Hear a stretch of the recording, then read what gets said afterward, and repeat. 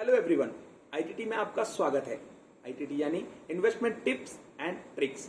आज आईटीटी का सफर आगे बढ़ चुका है। हम आपको इन्वेस्टमेंट की नई टिप्स के लिए आज रियल एस्टेट एक्सपर्ट मिस्टर विवेक गुप्ता जी के पास लेके आए हैं। वो आपको आज बताएंगे कि किस सिटी में कितना इन्वेस्ट करना चाहिए और इन्वेस्टमेंट के क्या अपॉर्चुनिटीज है नोएडा और दिल्ली के अंदर में। आज आप आगे उनसे मिल सकते हैं मिस्टर विवेक गुप्ता जी से। तो आज हम अपने साथ एक रियल एस्टेट एक्सपर्ट को लेकर आए हैं जिनका नाम है मिस्टर विवेक गुप्ता। तो हमारे दर्शकों के काफी सारे क्वेश्चन एंड आंसर्स थे रियल एस्टेट में और इन्वेस्टमेंट से रिलेटेड। तो आइए हम अपने एक्सपर्ट से उन क्वेश्चंस को हम क्लियर करते हैं। Hello sir. सर, तो हमारे दर्शकों के काफी सारे क्वेश्चंस हैं रियल एस्टेट में इन्वेस्टमेंट को लेके। तो अगर मैं कुछ आपसे पहला सवाल मेरा ये रहेगा कि अगर हम इन्वेस्टमेंट प्लान कर रहे हैं कोई भी रियल एस्टेट में, तो उस हिसाब से आपके हिसाब से सबसे अच्छी सिटी या सबसे अच्छा एरिया कौन सा रहेगा इन्वेस्टमेंट के लिए? देखिए, आज की डेट में अगर मैं आपसे बात करूं तो सबसे ज्यादा इन्वेस्टमेंट आज की डेट में एनसीआर लोकेशन पे हो रही है, क्योंकि जिस तरह से बूम चल रहा है एनसीआर में, गवर्नमेंट के नए नए प्रोजेक्ट आ रहे हैं, चाहे नोएडा हो चाहे गुड़गांव हो। कनेक्टिविटी के मामले में गवर्नमेंट के नए नए प्रोजेक्ट आ रहे हैं। कमिश्नर से लेकर रेजिडेंशियल नंबर 1 डेवलपर आज की डेट में आ रहे हैं और हर एक मार्केट को कैप्चर कर रहे हैं। तो पूरी एनसीआर मार्केट ही आज की डेट में बहुत ही अच्छा इन्वेस्टमेंट ऑप्शन है आज की डेट में। बट अगर आप मुझे पर्टिकुलर अगर किसी सिटी के बारे में पूछते हो कि किस सिटी में मुझे इन्वेस्टमेंट करना चाहिए और कौन से सेक्टर में मुझे इन्वेस्टमेंट करना चाहिए, अगर मैं आपको एक टेंटेटिव अगर मैं फिगर बताता हूँ तो सबसे ज्यादा इन्वेस्टमेंट आज के डेट में नोएडा में हो रहा है। उसका सबसे बड़ा रीजन ये है, अगर आप 2031 का मास्टर प्लान उठा के देखो, जो कि आपको ऑनलाइन भी सारा कुछ मिल जाएगा। गुड़गांव वर्सेस अगर मैं नोएडा की बात करूँ, गुड़गांव में जो कमर्शियल लैंड है वो 35% है कमर्शियल लैंड और रेजिडेंशियल लैंड 65% के आसपास की आती है। तो गुड़गांव में ह्यूज मतलब सप्लाई हो चुकी है कमर्शियल लैंड की और वहाँ के प्राइस ऑलरेडी अप्रिशिएट हो चुके हैं। गुड़गांव बसने का सिर्फ एक ही सबसे बड़ा रीजन था, वो है एयरपोर्ट। एयरपोर्ट की वजह से सारी बड़ी बड़ी आईटी कंपनी, सारे इंटरनेशनल कंपनीज वो गुड़गांव में मूव कर रही हैं। बट अगर कनेक्टिविटी आप देखोगे तो गुड़गांव में उतने प्लान में कनेक्टिविटी नहीं हो पाई है, जिसका रीजन से आज भी कहीं न कहीं बहुत ज्यादा लो फॉल हुआ है गवर्नमेंट के साइड से और प्राइस भी बहुत ज्यादा अप्रिशिएट हो चुके हैं।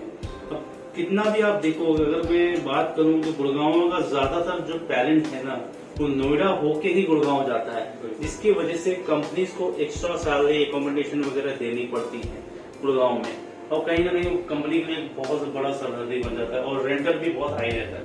अब जब से मोदी गवर्नमेंट ने अनाउंस किया है जेवर एयरपोर्ट का और डेवलपमेंट स्टार्ट कर दिया है नोएडा में, बहुत सारी नोएडा में हैपनिंग होने वाली है। आप देखोगे 2 से 3 साल में बहुत बड़े बड़े इन्वेस्टमेंट, बहुत बड़े बड़े प्लांट, मैन्युफैक्चरिंग कंपनी, इवन अब नोएडा में बहुत सारे जो गुड़गांव में जितनी भी कंपनीज थी वो उनका सारा अट्रैक्शन नोएडा की ओर हो रहा है। सबसे पहला रीजन कि एयरपोर्ट आ रहा है, दूसरा सबसे बड़ा रीजन चीपर रेंटल में उनको ऑफिसेज मिल रहे हैं, चीपर रेट में उनको आज की डेट में लैंड्स मिल जा रही है इजिली वे में और गवर्नमेंट भी उनको प्रॉपर सपोर्ट कर रही है और नोएडा जाना ही जाता है कनेक्टिविटी के मामले में। ये सबसे बड़ा रीजन है। और आज की डेट में कोई अगर नोएडा में पैसा लगाता है तो ऑलरेडी ये डेवलपिंग सिटी है और गुड़गांव डेवलप हो चुकी है, तो यहाँ पे क्लाइंट को एक प्रॉपर्टी कैपिटलाइजेशन के साथ साथ आरओआई का भी बेनिफिट मिलता है। मतलब वो इजिली, अगर मैं कमर्शियल प्रॉपर्टी की बात करूं तो 10 से 11% का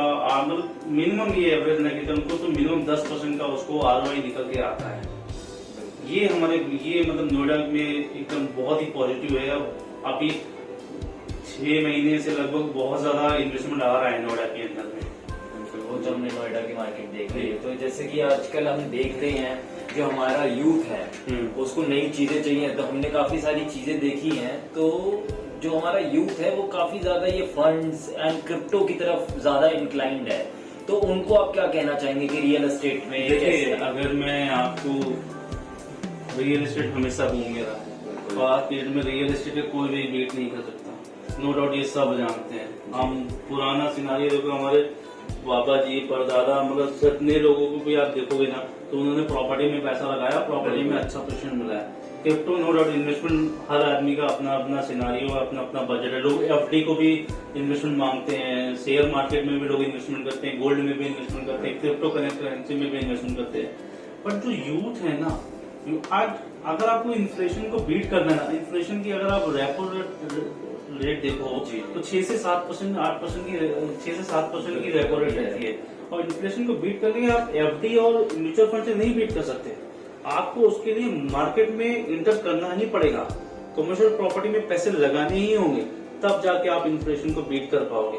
और आने वाला आप देखो, एफडी जैसे गवर्नमेंट चेंज हो रही है, चीजें नॉर्मलाइज हो रही हैं और कुछ चीजें अपनी पाइपलाइन में चीजें आ रही हैं, रेपो रेट भी कम हो रहे हैं, आपके देखो एफडी के रेट भी डे बाई डे कम हो रहे हैं। तो शेयर मार्केट में क्या होता है, शेयर मार्केट तो एक ग्राफ की तरह चलता है, कभी अच्छा कभी खराब। उसमें ओवरऑल एवरेज 5% 6% तक का उसमें आरओआई निकल के आता है, बट कभी कभी लॉस भी हो जाता है।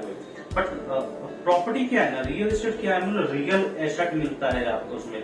आज आपने 1 रुपए की चीज लगाई है, सपोज करो आप किसी प्रॉपर्टी में 1 रुपए की चीज में इन्वेस्टमेंट कर रहे हैं, गवर्नमेंट का कोई एक प्रोजेक्ट वहां पे आ जाता है, एक प्रोजेक्ट जैसे ही अनाउंस होता है तो उस प्रॉपर्टी के रेट डबल हो जाते हैं। मैं आपको आज की डेट में लाइव एग्जांपल बताता हूँ। आपने फैजाबाद, यूपी में एक छोटा सा जिला फैजाबाद का नाम सुना होगा आपने, अयोध्या, वहां पे छोटी जगह अयोध्या राम मंदिर, जैसे ही नाम, अभी तक उस जगह की कोई भी डिमांड नहीं, कोई भी बड़ी बड़ी कंपनीज नहीं जा रही थी अयोध्या में, बट आने वाले टाइम में अयोध्या सबसे ज्यादा टूरिज्म प्लेस बनने जा रहा है। वहाँ के प्राइस जो रातों रात ट्रिपल हो गए, उसका सबसे बड़ा रीजन की गवर्नमेंट का इनिशिएटिव। जैसे ही राम मंदिर हुआ तो वैसे सारी बड़ी बड़ी कंपनियां, होटल के मालिकों ने वहाँ पे लैंड एक्वायर करना स्टार्ट कर दिया, जिससे प्रॉपर्टी के 2-3 गुना बढ़ गए। तो वैसे ही सबसे ज्यादा, अगर मैं एनसीआर की बात करूँ, मैं यूपी में बात करूँ, इंडिया में सबसे ज्यादा इन्वेस्टमेंट आज की डेट में नोएडा में हो रहा है। तो पूरा आईटी हब, बड़ी बड़ी कंपनी, टाटा हो गई, इन्फोसिस हो गई, अडानी हो गए, बड़े बड़े डेवलपर यहाँ पे अपने लैंड एक्वायर करके अपना प्रोजेक्ट लेके आए हैं। तो ये सबसे बड़ा यूएसपी। तो इन्वेस्टमेंट के अगर बिहाफ से आप देखो कि सबसे ज्यादा फ्रूटफुल इन्वेस्टमेंट कहाँ होगा, वो सिर्फ आपको प्रॉपर्टी ही दे सकती है। आपने खुद ऑब्जर्व किया होगा, मेरे से नहीं, आप खुद देखो, आपके पिताजी ने अगर सपोज करिए, या आपकी घर में किसी ने लैंड खरीदी होगी या घर खरीदा होगा, तो उन्होंने क्या रेट पे दिया और आज उसका क्या रेट हो गया होगा। तो वहीं से आप उसको एग्जाम्पल समझ सकते हो। तो प्रॉपर्टी में नो डाउट प्रॉपर्टी को कोई भी बीट नहीं कर सकता, और आने वाले टाइम में भी कोई भी प्रॉपर्टी को बीट नहीं कर पाएगा। काफी आपने अच्छी इंफॉर्मेशन दी है।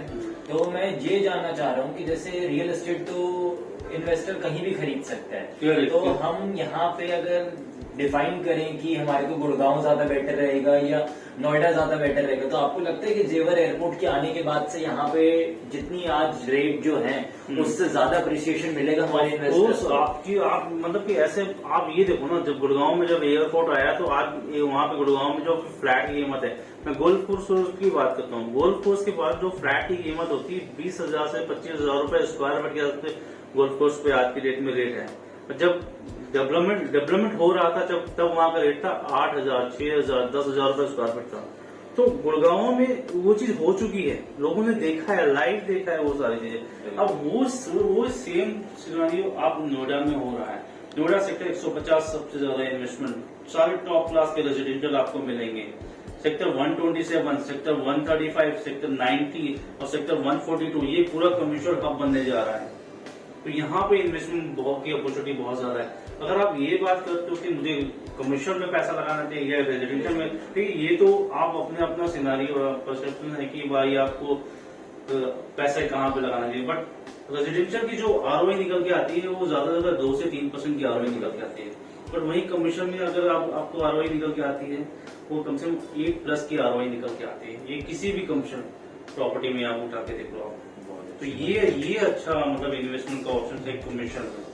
बट क्लाइंट को अपना फंड भी मैनेज करना पड़ता है क्योंकि प्रॉपर्टी में इन्वेस्टमेंट करने, अच्छा कमर्शियल में अगर आप पैसा लगाते हो तो आपको 25 लाख रुपए से इन्वेस्टमेंट स्टार्ट हो जाता है। बट वहीं रेजिडेंशियल में आप पैसा लगाते हो तो कम से कम 70+, 80+ आपको इन्वेस्टमेंट इतना ब्रैकेट लेके चलना ही पड़ेगा कि उसके नीचे कहीं भी फ्लैट नहीं मिलेगा।